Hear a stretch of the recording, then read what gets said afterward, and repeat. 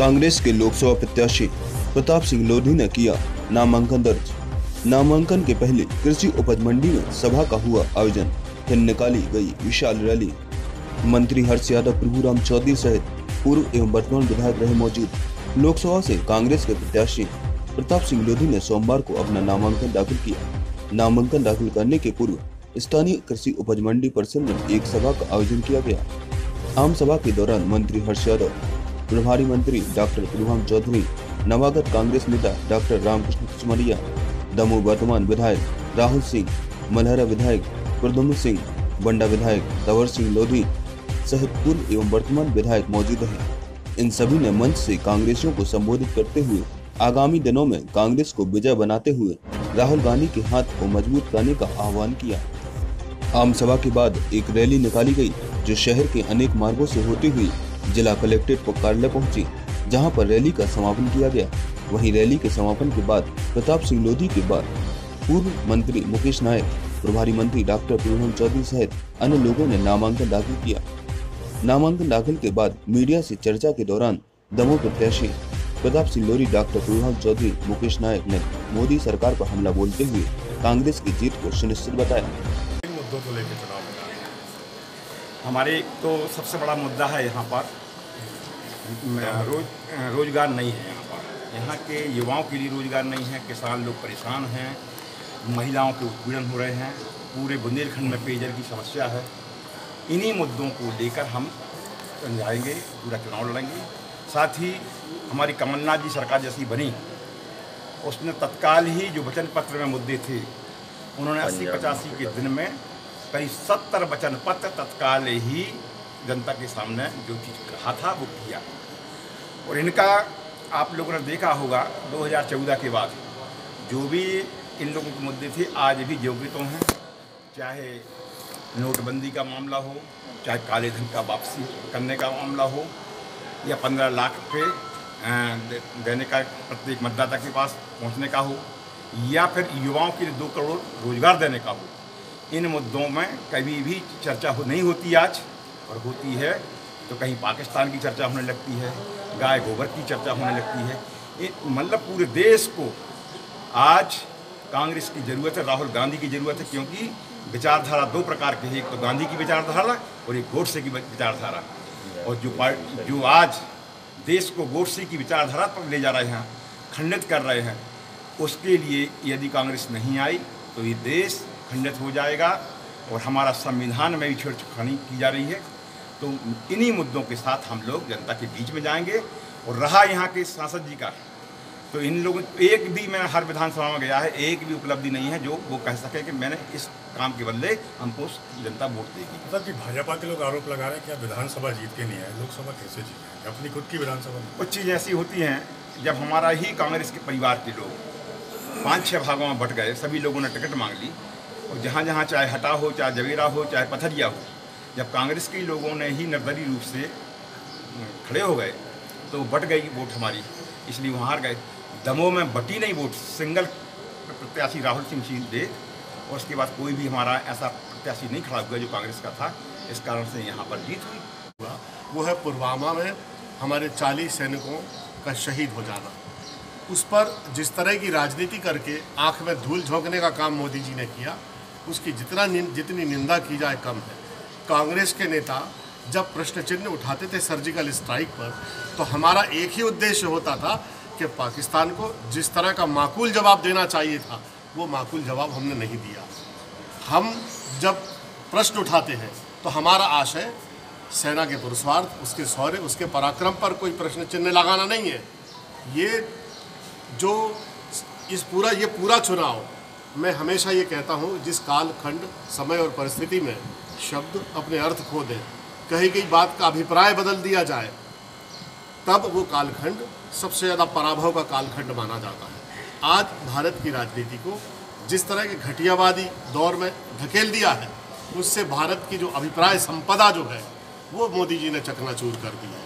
और पूरे देश में जिन राष्ट्रीय मुद्दों के इर्द गिर्द भारत के 150 करोड़ जनता को ले जाना चाहिए, वो सारे सवालों से वो ध्यान हटाने की कोशिश कर रहे हैं। आज भारत में आधारभूत संरचना पे कोई चर्चा नहीं हो रही, सिंचाई परियोजनाओं पे चर्चा नहीं हो रही, हमारे घरेलू जो उत्पादन है उद्योग का वो घट गया है, आयात और निर्यात में असंतुलन हो गया है, उस पर कोई चर्चा नहीं हो रही।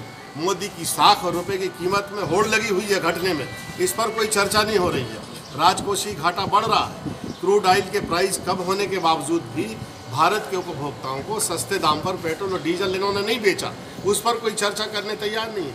15 लाख करोड़ 5 साल में केवल डीजल और पेट्रोल के नाम पर भारत की जनता के आम नागरिक के जेब से निकाल लिया बीजेपी की सरकार ने। और इसीलिए जो ये जीडीपी को 7.2% बता रहे हैं, उसका एकमात्र कारण है कि 15 लाख करोड़ केवल पेट्रोल और डीजल के वेट टैक्स और टैक्स से जनता की जेब से मोदी जी की सरकार ने निकाल लिया।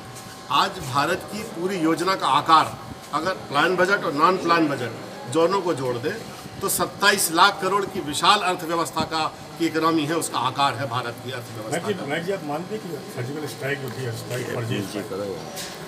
मैं ये नहीं कह रहा सर्जिकल स्ट्राइक थी, मैं ये कह रहा हूँ जिस सर्जिकल स्ट्राइक में एक मच्छर तक ना मरा हो और हमारे 40 सैनिक शहीद हो गए हों, तो क्या ये पाकिस्तान को माकूल जवाब है?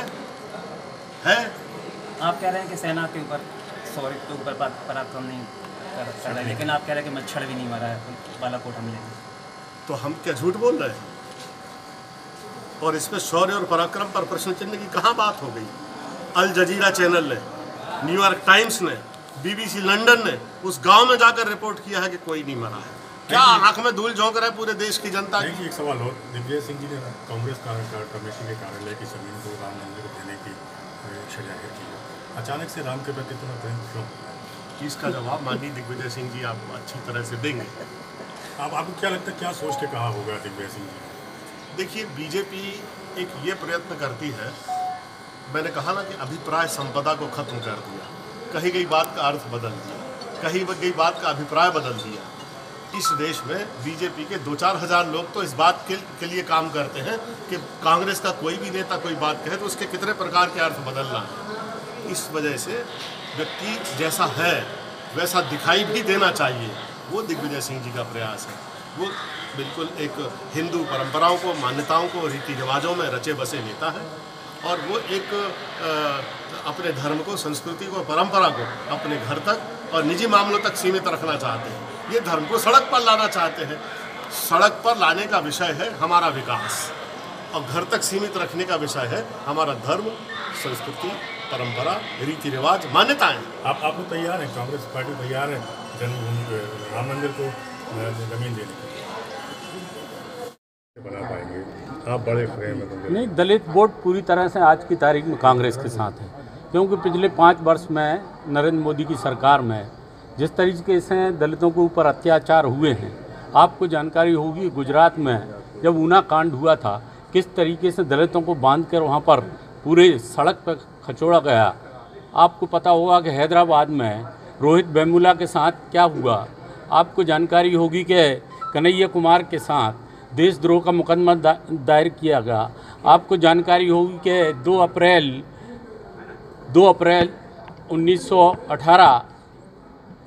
2018 में आपने देखा होगा कि किस तरीके से दलितों को सड़क के ऊपर पीटा गया। वो अपनी बात, अपनी मांग रखने का अधिकार प्रजातंत्र में सभी को, और अनेक लोगों को तो दलित वर्ग बुंदेलखंड के दलितों को लेके क्या है? नहीं, बुंदेलखंड का और देश का दलित एक दलित है, कोई अलग अलग दलित नहीं है। बुंदेलखंड में अलग हो या मालवा में अलग हो या मान लो देश में अलग हो, सारे दलित या अनुसूचित जाति और जनजाति के लोग जिनके साथ भारतीय जनता पार्टी के शासनकाल में अत्याचार हुए, उनका शोषण हुआ, उनको किस तरीके से केस बनाए गए। आपको पता हो ग्वालियर के अंदर और ग्वालियर चंबल संभाग में और प्रदेश में कितने दलितों को उस समय पीटा गया। कईयों के खिलाफ आज भी जेल में आज डले हुए हैं।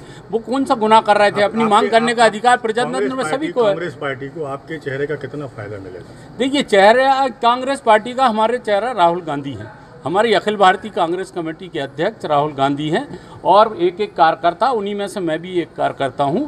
सारे लोग कांग्रेस पार्टी को जिताने के लिए जी तोड़ मेहनत कर रहे हैं और देश में राहुल गांधी के नेतृत्व में कांग्रेस की सरकार बनेगी। आपको जानकारी भी होगी कि अभी जो घोषणा पत्र है हमारा जारी किया हुआ है, अखिल भारतीय कांग्रेस कमेटी ने, जिसने 20% जनता के लिए सवाल ये है कि 72,000 रुपये राहुल देने की गांधी बात जी- कही राहुल गई गांधी जी चेहरा है, तो फिर आपके ऊपर क्यों दाव लगाया, इतना महत्वपूर्ण पद दिया, दमोह का प्रभारी मंत्री बनाया? देखिए, सारे पद एक आदमी के पास तो नहीं होते हैं, सबको ना राहुल गांधी कैबिनेट में मंत्री, मध्य प्रदेश के कैबिनेट में मंत्री बनेंगे क्या? भाई यहाँ जो योग्य है, यहाँ योग्यता के अनुसार सबको दिया गया। और इसका मतलब ये नहीं कि जो लोगों को पद नहीं मिला है वो योग्य नहीं है। हर व्यक्ति को कहीं ना कहीं जिम्मेदारी मिलती है। कोई संगठन में काम कर रहा है, कोई मंत्रिमंडल में काम कर रहा है, कोई विधायक के रूप में काम कर रहा है, कोई AICC में काम कर रहा है। कांग्रेस पार्टी एक हमारी धर्मनिरपेक्ष पार्टी है और भारत देश को आज़ादी में कांग्रेस पार्टी के लोगों ने ही अपना कुर्बानियाँ दी हैं। और आज देख रहा हूँ कि पिछले 15 साल से जब अभी विधानसभा के चुनाव हुए, भारतीय जनता पार्टी के शासन से जिस तरीके से दुखी थे किसान, आम नागरिक, आम जनता, महिलाएं, युवा, किस तरीके से बेरोजगारी बढ़ी है। जिले में BSP का प्रभाव है, एक सीट BSP की MLA की है।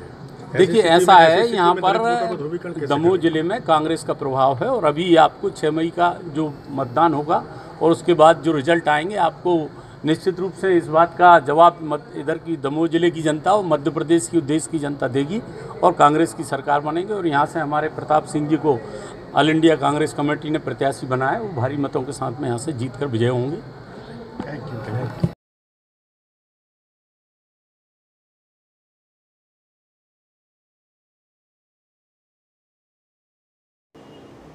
यू। IN7 न्यूज के लिए दमोह से अजीत सिंह राजपूत की रिपोर्ट।